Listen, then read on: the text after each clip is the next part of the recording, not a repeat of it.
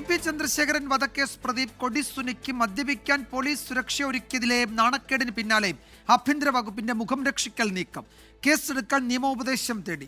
സുനിക്ക് വിലങ്ങ് നിർബന്ധമാക്കും. അതേസമയം കൊടും ക്രിമിനൽ ഗോവിന്ദച്ചാമി ജയിൽ ചാടിയ കണ്ണൂർ സെൻട്രൽ ജയിലിൽ 3 വർഷമായി ഇലക്ട്രിക് ഫെൻസിംഗ് പ്രവർത്തിക്കുന്നില്ല എന്ന വിവരവും പുറത്തുവന്നു.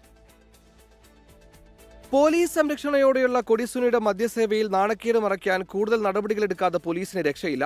CPOമാരെ മാറ്റി ഉയർന്ന റാങ്കുള്ള ഉദ്യോഗസ്ഥരെ എസ്കോർട്ടിന് നിയോഗിക്കാനാണ് പുതിയ തീരുമാനം.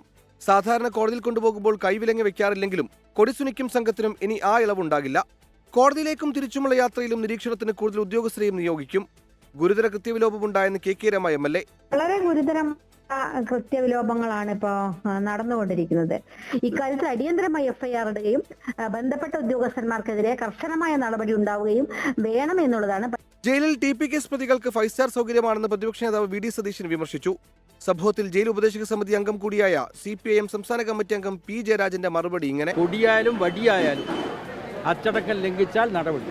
ഇതിനിടെ TP വധക്കേസിലെ മുഖ്യപ്രതി TK രജീഷിന് 15 ദിവസത്തെ പരോൾ നൽകി. ഇതാദ്യമായാണ് TK രജീഷിന് പരോൾ ലഭിക്കുന്നത്. അതേസമയം കണ്ണൂർ സെൻട്രൽ ജയിലിലെ ഇലക്ട്രിക് ഫെൻസിംഗ് 3 വർഷമായി പ്രവർത്തിക്കുന്നില്ലെന്ന് കണ്ടെത്തി. ഗോവിന്ദച്ചാമിയുടെ ജയിൽ ചാട്ടത്തെ തുടർന്ന് ജയിൽ മേധാവി നേരിട്ട് നടത്തിയ അന്വേഷണത്തിൽ ഇലക്ട്രിക് ഫെൻസിംഗ് പ്രവർത്തിക്കുന്ന വിയൂർ സെൻട്രൽ ജയിൽ മാത്രമെന്നാണ് കണ്ടെത്തൽ. കണ്ണൂർ ബ്യൂറോടൊപ്പം 24 കോഴിക്കോട്.